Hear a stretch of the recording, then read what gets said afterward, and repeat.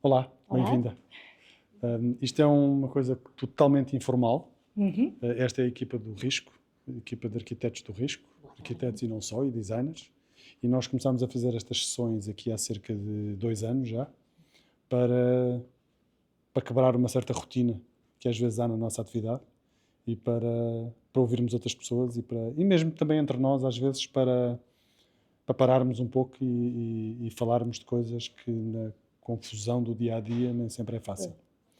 Eu não te vou apresentar, prefiro que sejas tu Sim, a sim, apresentar-te está certo. e gostava que explicasse um bocadinho o que é a tua formação, se calhar como é que chegaste a Portugal, Sim, antes sim, de começares a fazer a tua intervenção. sem Pode ser? dúvida. Está Obrigado. certo, está certo. Obrigada, Vou boa sentar tarde ali. a todos.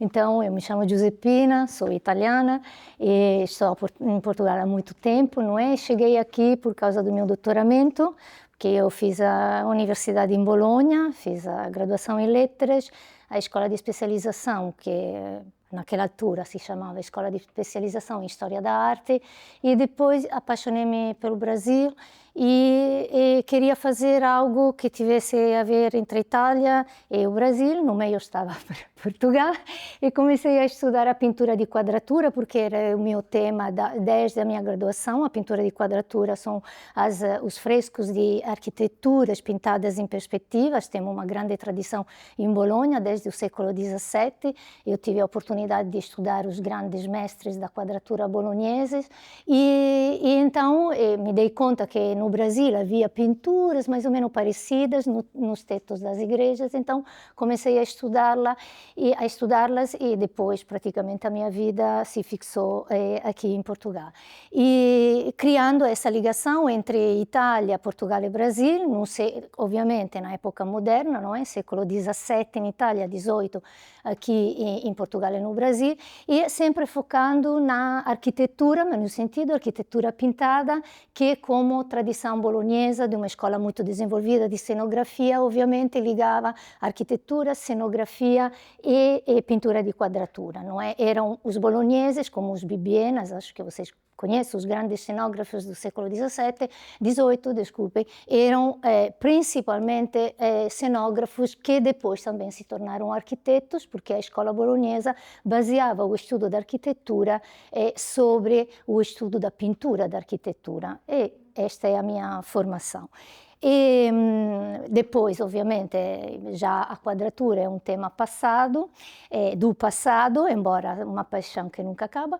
E depois, nos meus estudos, comecei a estudar alguns desenhos de Filippo Juvarra, arquiteto que não precisa de ser apresentado, e alguns desenhos de Filippo Juvarra que tinham a ver com Lisboa, e estes são desenhos relativamente conhecidos, mas eu comecei por uns desenhos de teatro, sobre os quais não vou falar hoje, e que eram muito difíceis de estudar, que estão guardados em Turim, e pronto, durante esses últimos anos, nos últimos 5 anos, chegamos a algumas conclusões muito interessantes em relação também à arquitetura teatral e um projeto muito importante de Filippo Juvarra para Lisboa, que datamos 1721, então um teatro para ópera italiana de grandes dimensões que foi projetado numa altura, como veremos, a altura não é em que Filippo Juvarra chegou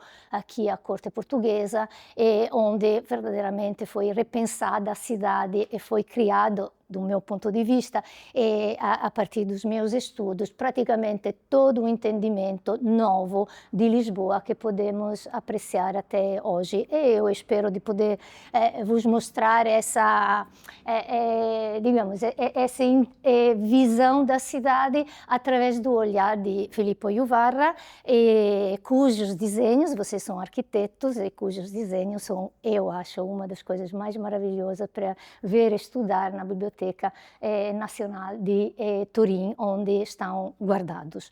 Então, vamos começar. Este é um dos poucos desenhos de Filippo Juvarra que temos, não é, dos projetos que ele elaborou para Dom João V e para Lisboa. Estamos em 1719, não é?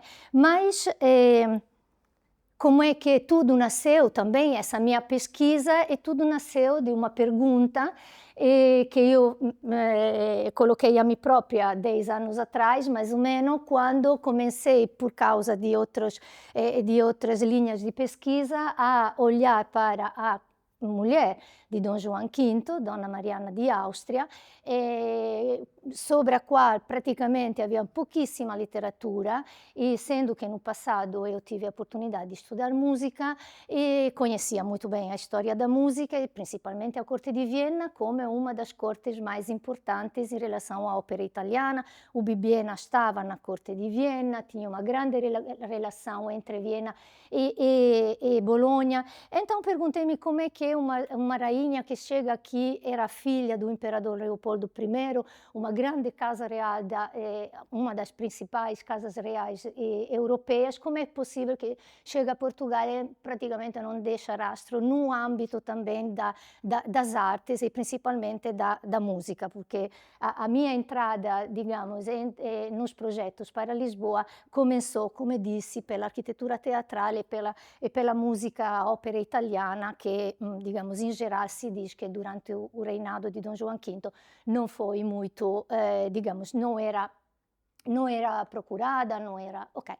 Então, quando mudei a pergunta, disse como é possível que uma rainha que vem da Áustria e que vem daquela cultura não deixou rastro na música, comecei a procurar e achei em Viena um arquivo muito importante para assim, os anos, não é, do seu reinado aqui em Lisboa, pelo menos até 1724. Então, alarguei a minha visão, não é? E comecei a repensar tudo aquilo que eu sabia sobre o reinado de Dom João V. No fundo, quando estudava a quadratura, foquei-me muito sobre o reinado de Dom João V, porque foi aquele período em que os tetos foram os principais tetos de Lisboa e de Portugal foram pintados, não é, durante a primeira metade do século XVIII, os mais importantes. Então, repensei um pouco, a partir dessa pergunta, como é que uma rainha não deixou rastro, e deixou, no fundo deixou muito, e então comecei a rever toda a perspectiva sobre o reinado de Dom João V.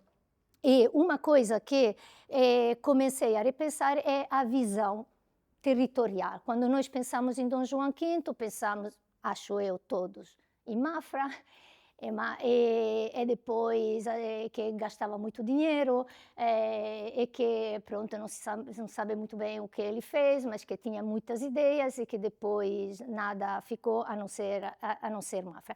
De fato, digamos, os projetos que nasceram na primeira metade do século XVIII, mas na primeira metade do reinado de Dom João V, como disse, foram projetos que marcaram definitivamente a cidade de Lisboa. E também o território em volta à cidade de Lisboa, porque logo que Dom João V foi aclamado rei, logo depois casou com a Donna Mariana di Austria, em 1708, e o Dom João V tinha, de fato, uma ideia de reposicionar Lisboa dentro das grandes monarquias europeias, então construir uma cidade e uma capital que tivesse o peso de uma capital imperial e, como veremos também, de uma capital patriarcal, mas isto vamos depois. Entretanto, eles começaram, quer a rainha, quer o rei, a olhar para o território em volta a Lisboa e definir alguns lugares privilegiados. A rainha, por exemplo, o que não acontecia com as mulheres portuguesas, mas com ela sim, ela era uma muito boa...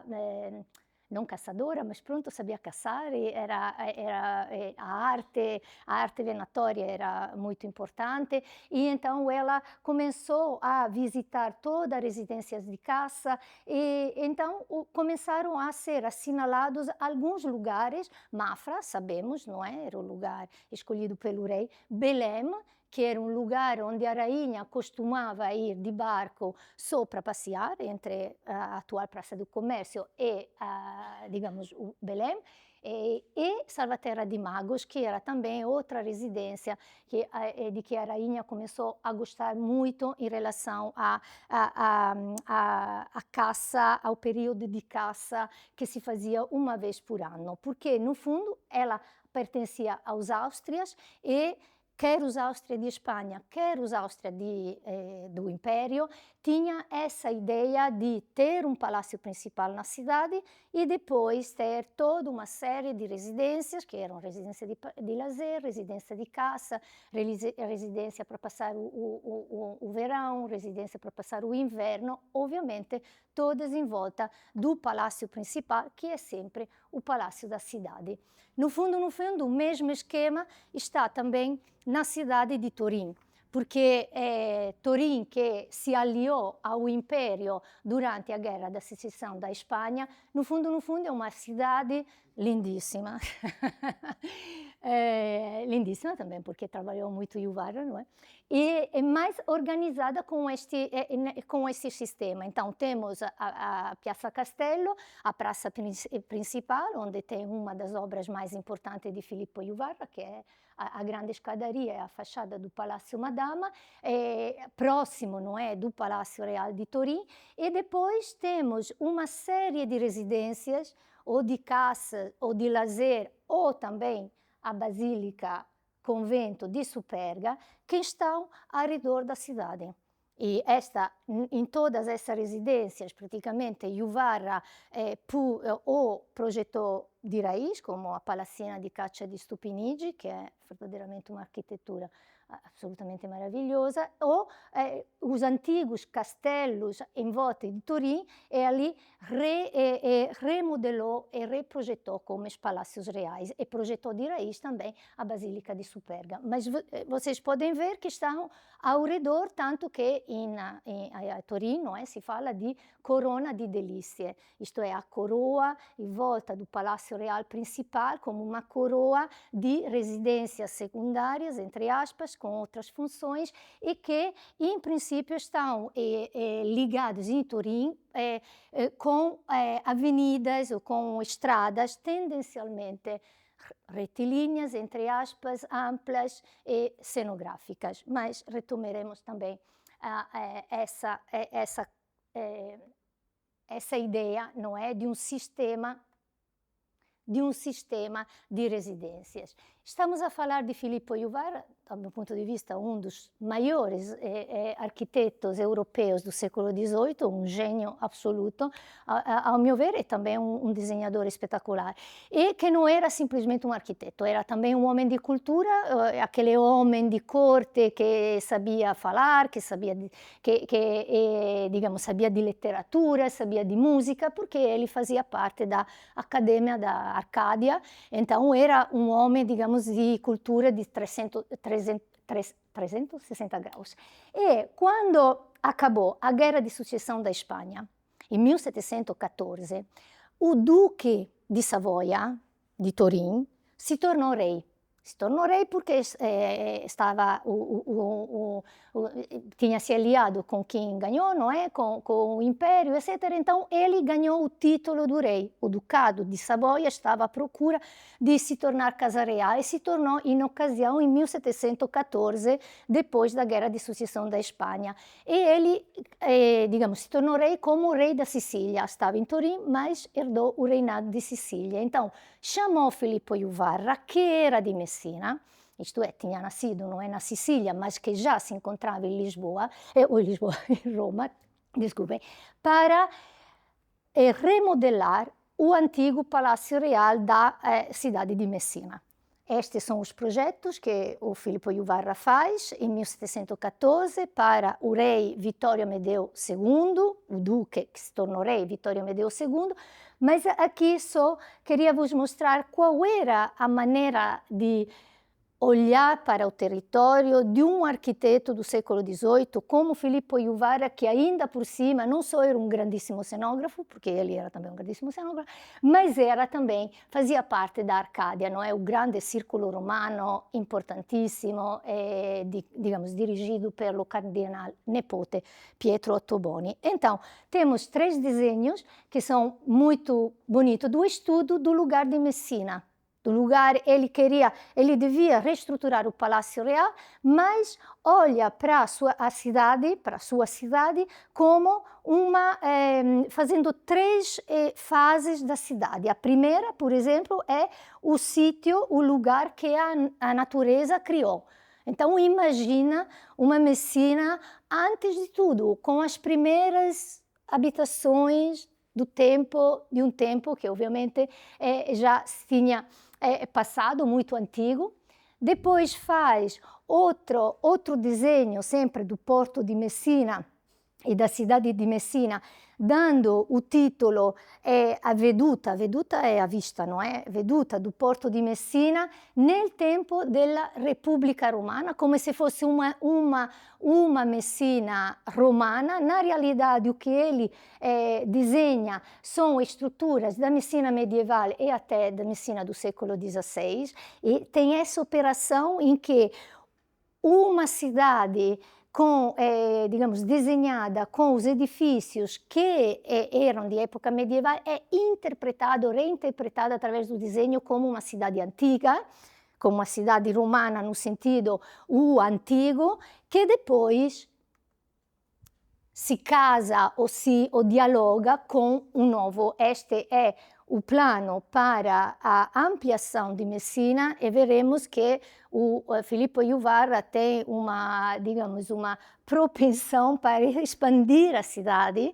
A cidade chegava até aqui. Na realidade, este é o plano de ampliação de Messina, não só do Palácio Real que está aqui, mas ele cria todas as diretrizes, não é, digamos, quer em direção sul, quer em direção norte.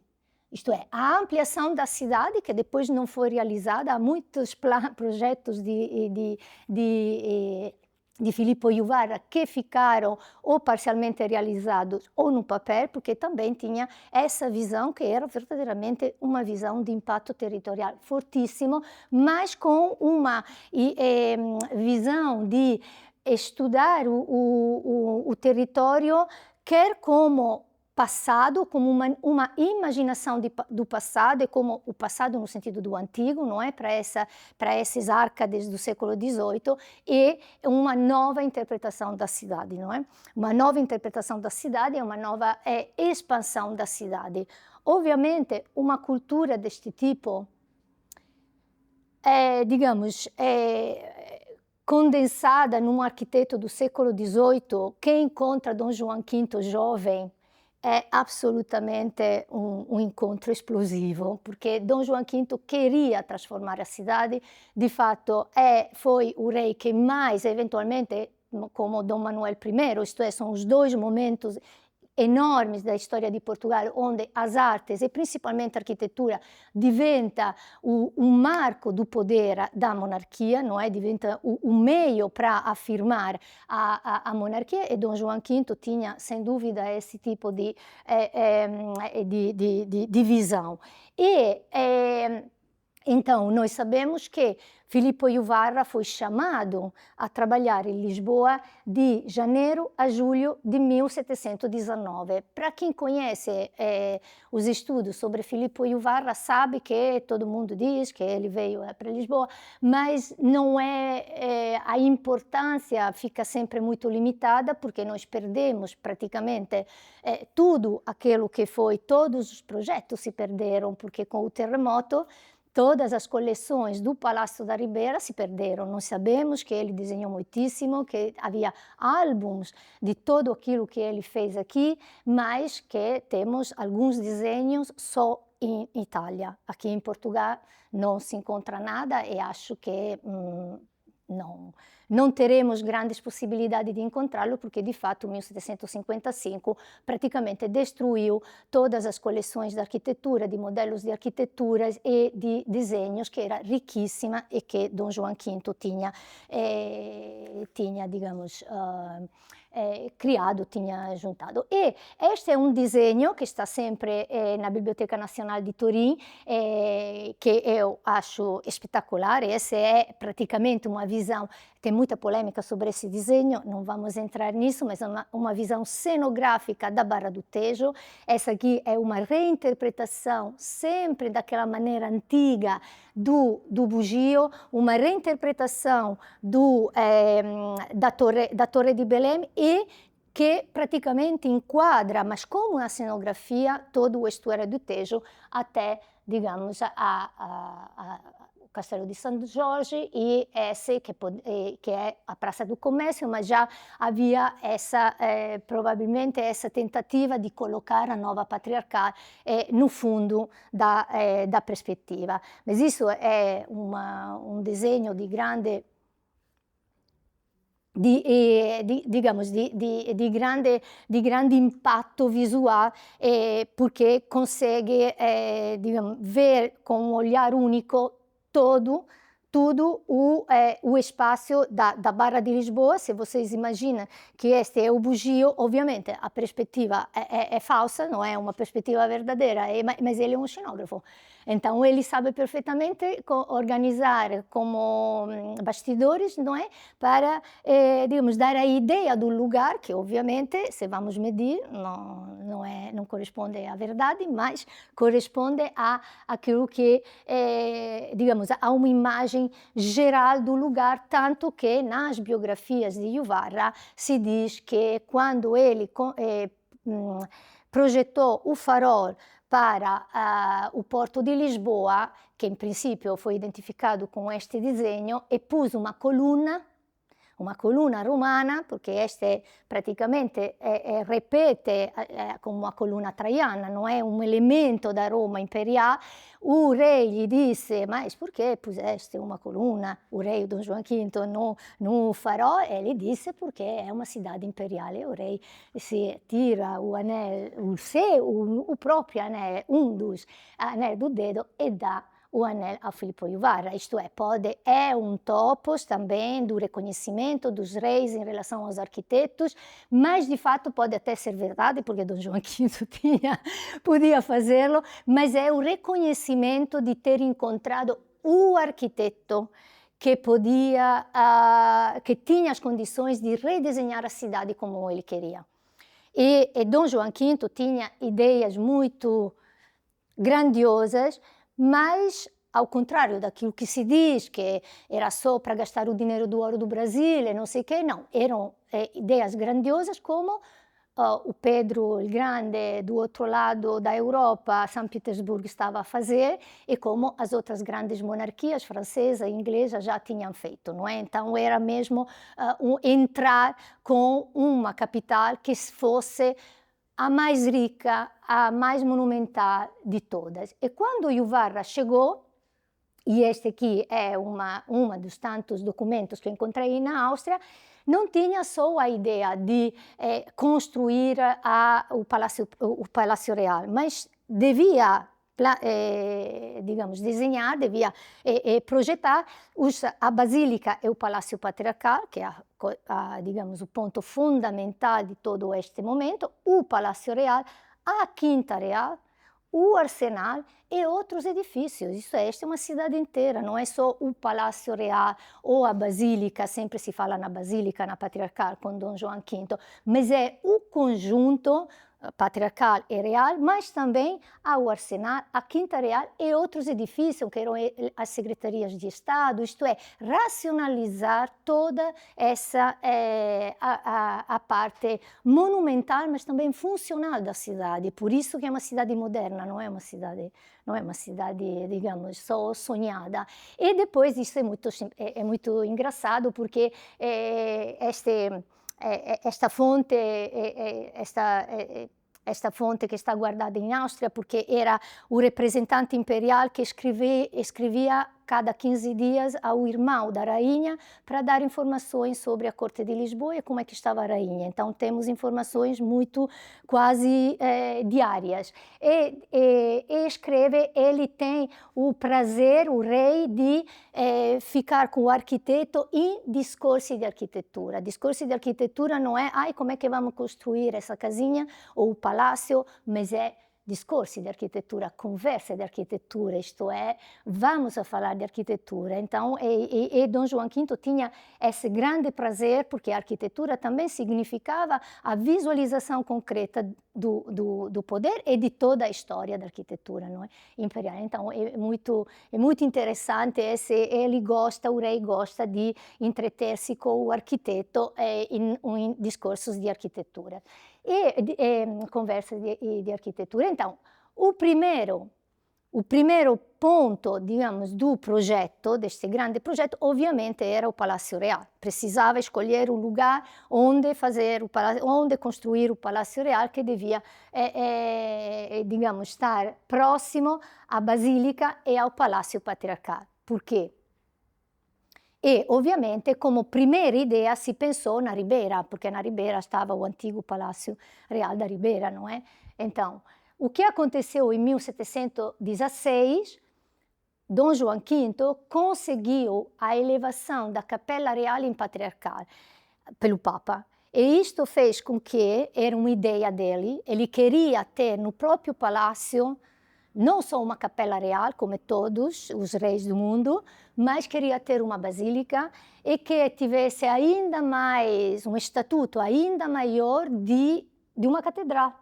Então pediu ao Papa não só que, digamos, dignificasse a capela real, mas que lhe desse o estatuto de patriarcale. Patriarcal significa que o patriarca é mais importante na hierarquia eclesiástica dos arcebispos, quer da Sé de Lisboa, quer da Sé de Braga. Isto é, ele queria juntar, junto dele, do Palácio Real, o máximo poder religioso.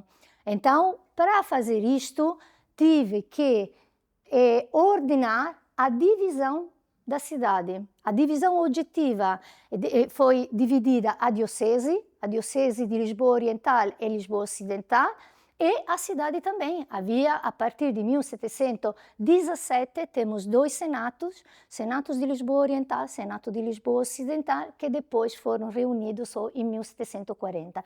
Mas isso fez com que a Sé antiga, aquela que ainda temos, ficava com Lisboa Oriental esquecida, que ele não lhe interessava. A Lisboa Ocidental pegava na zona da Ribeira, onde estava sediada a Patriarcal, e ovviamente toda a extensão ocidental da cidade.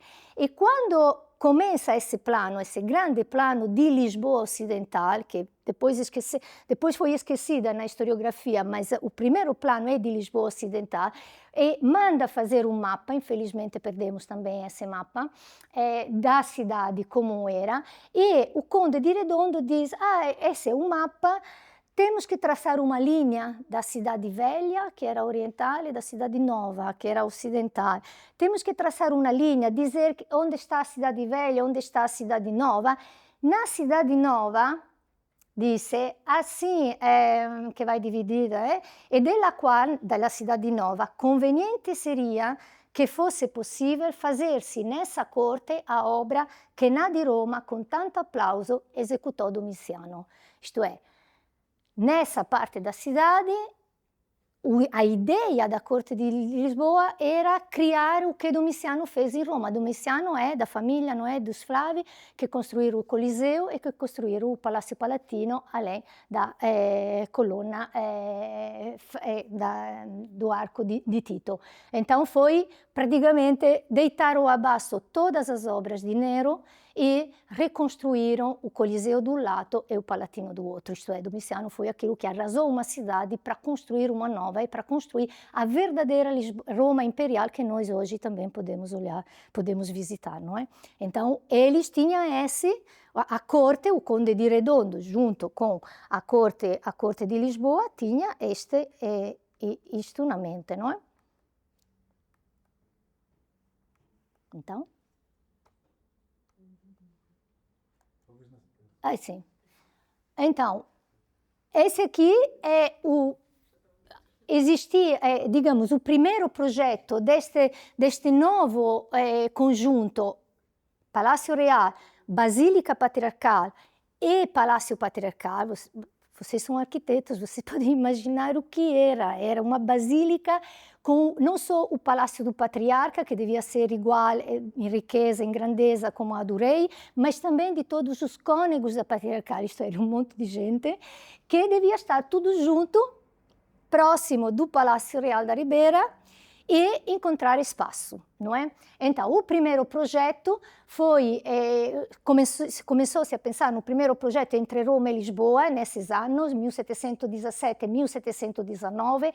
Já Juvarra foi envolvido desde 1717, porque Juvarra acostumava a ir a Roma durante os invernos, e o Marquês de Fontes, que era embaixador extraordinário em Roma, criou o primeiro projeto junto com Juvarra e lhe encomendou uma perspectiva, isto é, uma veduta. Chegou em Lisboa uma veduta de um projeto para a Ribeira, desenhado por Juvarra. Infelizmente, não temos um dia que descobriremo esta veduta, uma cópia desta veduta,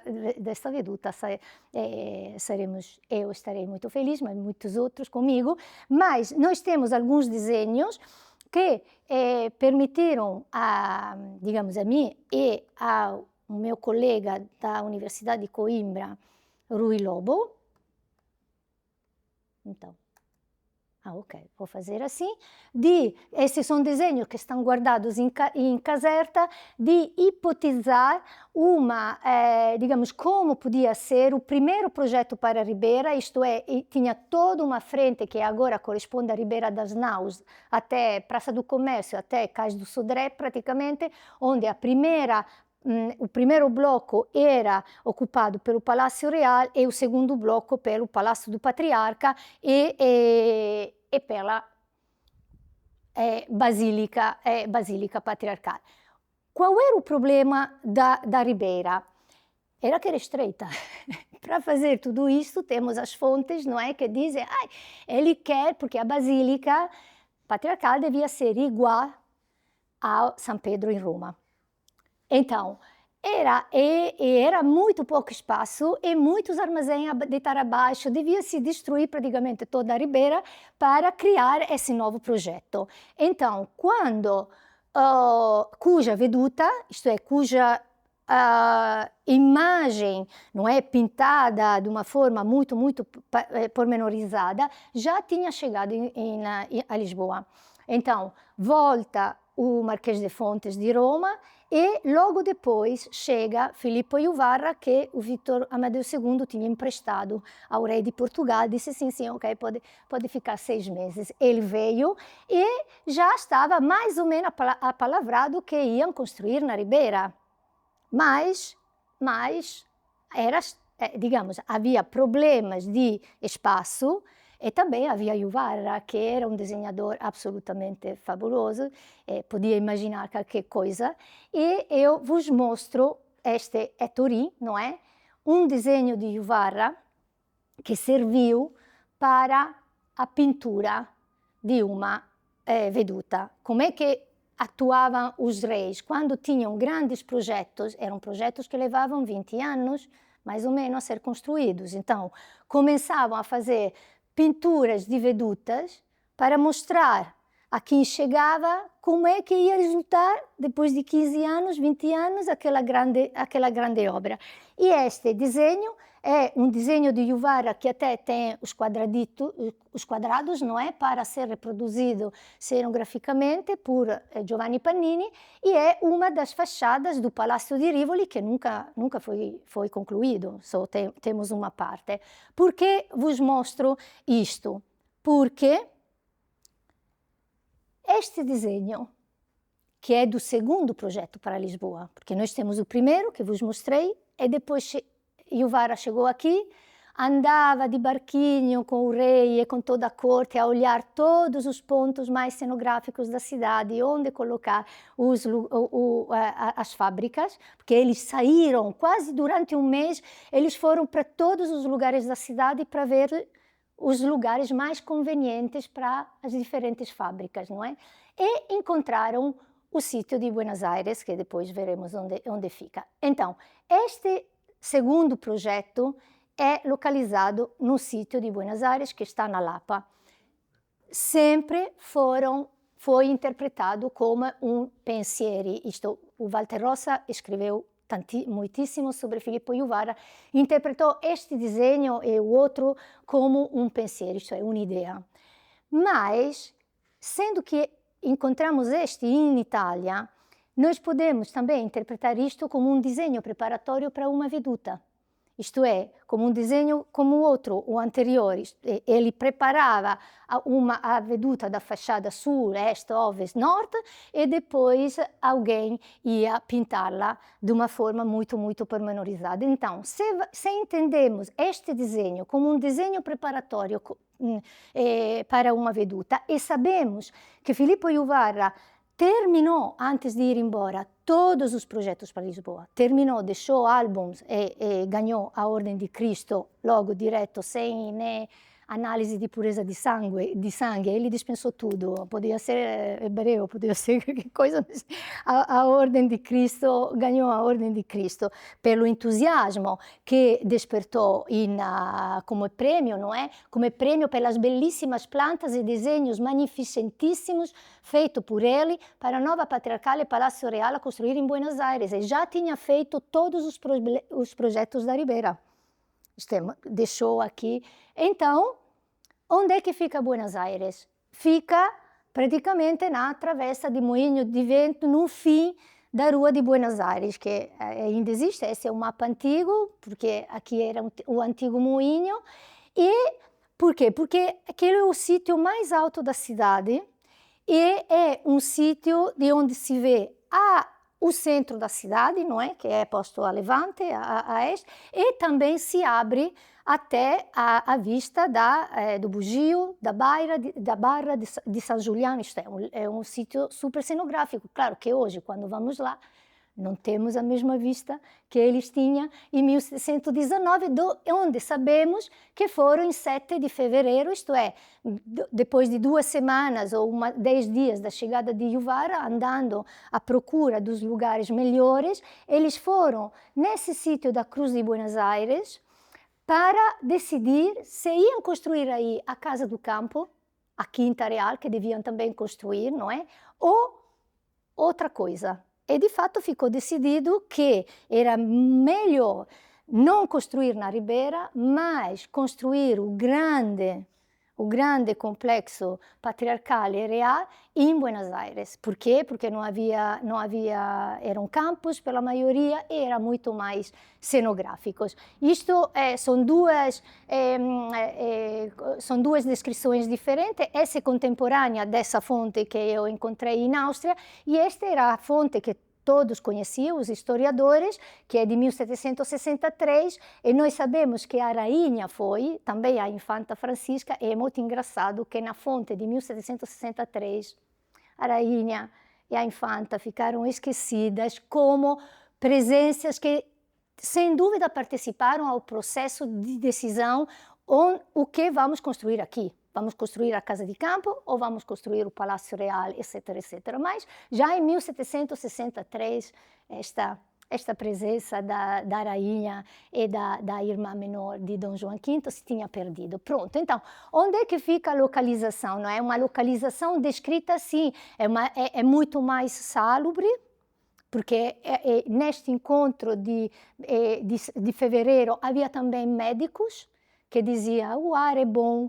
esse é muito melhor do que na Ribeira, porque isto consideravam todos os aspectos, não é, que eles achavam importante para a implantação para construir um novo Palácio Real, não é?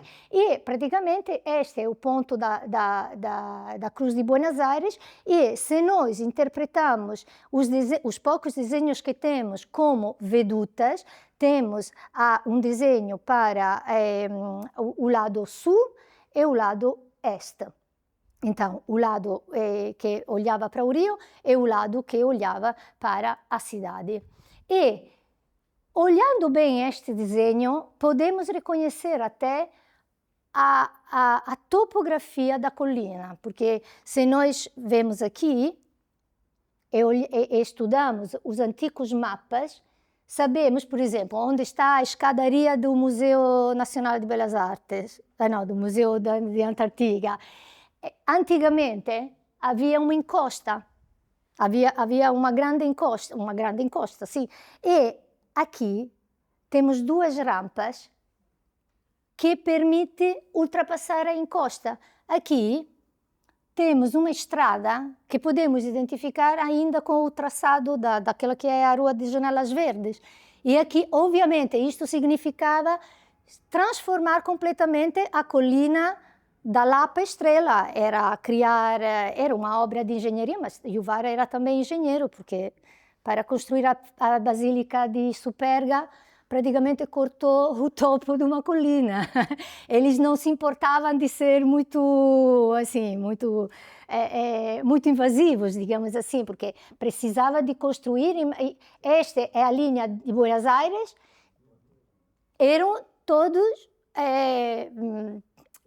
plataformas que gradualmente levavam até ao rio, mas digamos, a cenografia de uma construção dessa é absolutamente evidente, e mesmo que tivesse construído só 1/10 de tudo isto, eu acho que hoje teremos alguma coisa de maravilhoso.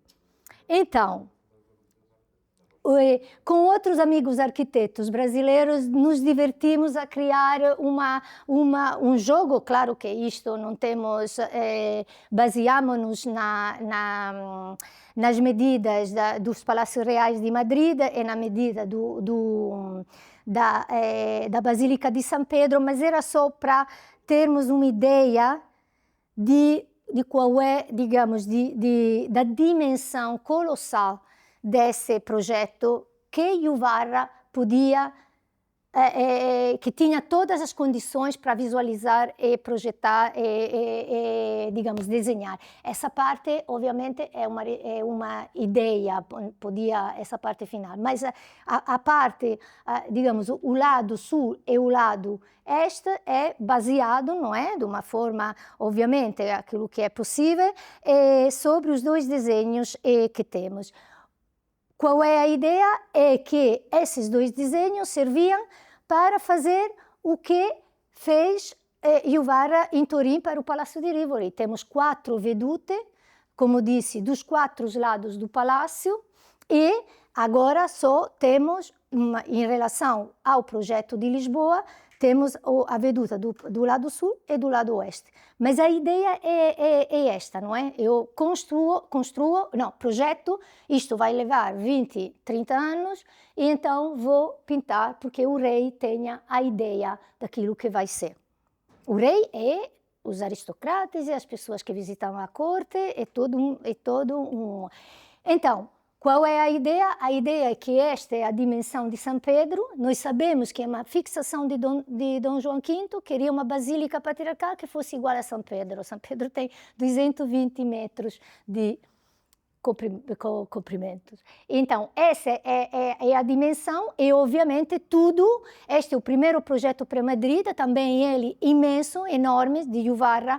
Este é o segundo projeto, que foi reduzido, mas também depois, quando o Juvara foi para Madrid, em 1735, olha, mudou. O primeiro projeto de Madrid tinha sido deslocado, digamos, transportava o Palácio Real numa nova zona da cidade, tal como era mais ou menos foi pensado para Lisboa, não? Então, Para fazer tudo isso, precisava ter, precisava ter uma profissionalidade nova, porque construir uma basílica não é construir uma fortaleza. Com todo o respeito para a engenharia militar e a tradição da arquitetura militar portuguesa. Por quê? Porque precisava de pôr as ordens arquitetônicas no lugar certo, porque precisava dos ornatos da arquitetura, não é? E então o rei manda chamar 100 mestres pedreiros, 100 mestres scalpellini, que eram aqueles que cortavam as pedras, mais os seus oficiais. Em princípio, este é um documento que eu encontrei. Ovviamente não chegaram porque deviam vir daquela zona do Lugano, do Canton Ticino, que é a grande zona dos grandes construtores de todos os palácios reais do século XVIII, Fontana, Carlo Fontana, Borromini, são todos originários daquela zona dos lagos di Como, di Lugano, da Suíça, não é? O que se chama i ticinesi. Ele manda pedir a Milão, não é? Que era um território austríaco, 100 mestres pedreiros, 100 mestres que podiam fazer colunas, etc., mais os oficiais que não fossem casados para ficar aqui o tempo inteiro. Isto é, deviam chegar aqui 600 pessoas para construir aquilo. Isto era algo de absolutamente grandioso, mas era algo que não era simplesmente fora, não era um sonho, porque foram pedidos que chegaram mesmo a ser enviados. Então, essa ligação, eu já vou aproximo a conclusão, é essa ligação entre o antigo e o moderno. O que se chama, digamos, a operação do antigo, esses são outros desenhos de Juvarra que ele fez em 1709, numa reconstrução do Capitólio, que deviam ser oferecidas ao rei de Danimarca, isto é, o antigo, dentro da cultura da Arcádia, um antigo reimaginado, reinventado, e também o grande, digamos, as novas escavações, não é, que no século XVIII se começaram a fazer no Palatino, e a reconstrução do Palatino, que é aquele palácio que foi construído por Domiciano e que se tornou o Palácio dei Cesari, isto é, a sede dos imperadores romanos do primeiro século depois de Cristo até o fim do Império Romano. E se nós olhamos para, digamos, lo spaccato, a seção vertical, transversal da reconstrução do Palatino, encontramos semelhanças espetaculares com o projeto de Buenos Aires, isto é, a ideia mesmo de ter um palácio que fosse um palácio imperial e uma basílica, nesse caso uma basílica católica, que era a basílica romana, não é? Que fosse uma patriarcal, não é? Digamos, um projeto extremamente grandioso, mas extremamente culto também, e não simplesmente um disparate. Ora, tudo isto, Buenos Aires não foi realizado, começaram a fazer só as primeiras, a delinear o espaço da patriarcal, mas tudo isso foi partilhado com todos os arquitetos que depois fizeram a história de Lisboa. Porque Juvarra voltou para a Itália, não regressou a Portugal, mas Manuel da Maia e João Frederico Ludovici trabalharam em conjunto com eles. Com ele. E há algumas ideias, muitas ideias da cidade que praticamente nasceram naquele momento. A extensão ao ocidente, por exemplo, com a estrada ribeirinha. Se nós vemos isto e nós interpretamos isto como aquela encosta, esta aqui era já uma ideia de criar uma nova estrada na margem do Tejo, não é? Que era possível. E, tal como esta ideia de prolongar a cidade para o ocidente, depois passou também a Carlos Mardel. Obviamente aqui já não havia mais o palácio, nos anos 30, 40, porque o Palácio Real se manteve na Ribeira, mas essa ideia de conectar a Ribeira com Belém, não é? Com uma estrada que fosse panorâmica, grande, e que, de fato, até Carlos Mardel projetou, mas que também não foi construída. Isto é, a 24 de julho é muito mais, como se chama, é recente, mas a ideia é antiga. Também o Aqueduto das Águas Livres, obviamente, quando começaram a pensar de criar em Buenos Aires o Palácio Real, se deram conta que não havia água. E em 1719 já começaram a dizer, se não encontramos água, temos que trazê-la. Mas a expansão da cidade para o ocidente, porque era o lugar mais cenográfico, mais bonito, mais salutar, aí ficou. Tanto que agora Lapa é um bairro muito chique, não é? Isto é muito bem. E também a Quinta Real de Belém, que era um lugar, como disse, que a Dona Maria gostava muito de ir, porque ia de Bergantim, da Ribeira até Belém, e foi escolhida também como lugar da Quinta Real. Obviamente isto foi no tempo, ao longo do tempo, tanto que começaram a adquirir os terrenos, não é? O atual Palácio do Presidente da República é a Quinta Real de Dom João V, que se estendia até a sede da GNR da Ajuda atual e perto do Palácio Real da Ajuda atual. Mas isto para dizer que esse sistema de residência da cidade de Belém e de Mafra já estava na mente do rei e da corte e da rainha desde 1619. Ok, vamos passar para frente. E o que de Mafra? Devia falar de Mafra. Por que não falei de Mafra? Porque, no fundo, Mafra entre tudo, esse projeto é a coisa menos importante e que é muito complicado dizer, porque praticamente todos conhecem Mafra e ninguém conhece os grandes projetos para Lisboa. E muita interpretações de Mafra foram o Palácio Real de Dom João V. De fato, não é o Palácio Real de Dom João V, é das residências, digamos, desse circuito de residência que estava, não é, à volta do Palácio Principal. O que encontrei, tive muita sorte, mas obviamente já estamos cansados e não tenho tempo, mas em 1726 há uma carta de um jesuíta que estava assim, todo dia com Dom João V, que descreve Mafra. Em 1726, Mafra era só uma parte da Basílica. E porque era só construída numa pequeniníssima parte? Porque o rei achava que 58 metros era uma igreja pequena. Tenho a carta, agora faço assim, porque já estamos cansados, mas era uma igreja pequena. E queria uma basílica grande, não podia, porque Mafra era para os arábidos, era uma ordem mendicante, e então quis que fosse toda construída de mármores. Então era como construir uma pirâmide, não era como construir uma basílica, porque toda a basílica é construída por blocos de pedras, blocos, não é tijolos com lastras de mármores como se chama? Colada, revestimento, não, eram mesmo blocos. Então aquilo era super complicado, trazer as pedras, construir, e essa carta de Giovanni Battista Carbone diz isto: o custo e o tempo e a lentidão é que o rei queria uma riqueza a mais, porque a igreja era pequena.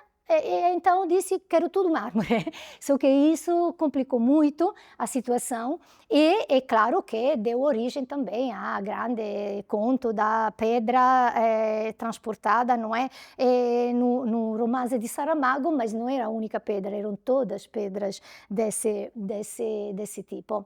E então, o que posso dizer é que toda a história, a cronologia de Mafra é para repensar, porque de fato até 1730 a consagração da Basílica, Mafra era praticamente, tinha sido construído as partes laterais de Mafra a partir de 1729 e esses documentos, digamos, confirmam essa cronologia, porque tem a ligação com essa ideia de Dom João V de magnificência e de construção com mármores. Tanto, e para concluir, exato, esse é um palácio-convento, não tem nada a ver com um palácio real, como Versailles. Muitas vezes, quando se fala em Mafra, se fala em Versailles. Versailles é toda outra história, não tem nada a ver com um palácio-convento como o Escorial, como o Klosterneuburg, mas também, e o Memorial do Convento não ajuda,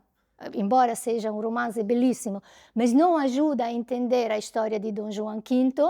E queria finalizar quando escrevi um artigo, comecei a estudar Mafra, escrevi um artigo para um livro romano.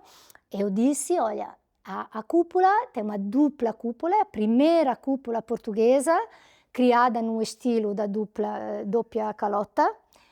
Eu fui visitá-la e aquilo eram blocos de pedra. Então o professor escreveu, estava a corrigir o meu artigo e disse, como bloco de pedras? Não é possível, não é possível. Olha, aquilo são blocos de pedras. Por quê? Porque de fato são blocos, só que para um italiano que tem as cúpulas de Michelangelo na mente, não vai construí-la de blocos de pedra, tanto é vero que o problema da cúpula di Mafra foi a ficar de pé. E só o Custódio Vieira, o engenheiro militar Custódio Vieira, conseguiu pôr a cúpula, e o sistema que foi estudado por l'attuale diretor di Mafra dimostrou que não são doppie sfere ou calotte, mas é uma cúpula ogival, isto é, um antigo sistema quase medieval com uma esfera por baixo, porque o peso de uma cúpula muito pequena, são 13 metros de diâmetro, mas sendo construída toda em pedra, dá problemas de engenharia, de estrutura enormes. E isto tem também a ver com a ideia de Dom João V, que quis de ter, não podendo ter, como diz a fonte, uma basílica grande, quis construí-la todas em mármores. Então tem essa característica, não é, do rei, mas que sem dúvida imaginou uma cidade, e a cidade que ele imaginou não foi construída, mas está aqui. Se nós agora da Ribeira temos a 24 de julho, chegamos em Belém, temos esses lugares característicos, é também por causa de uma memória que foi criada a partir de 1719. Pronto.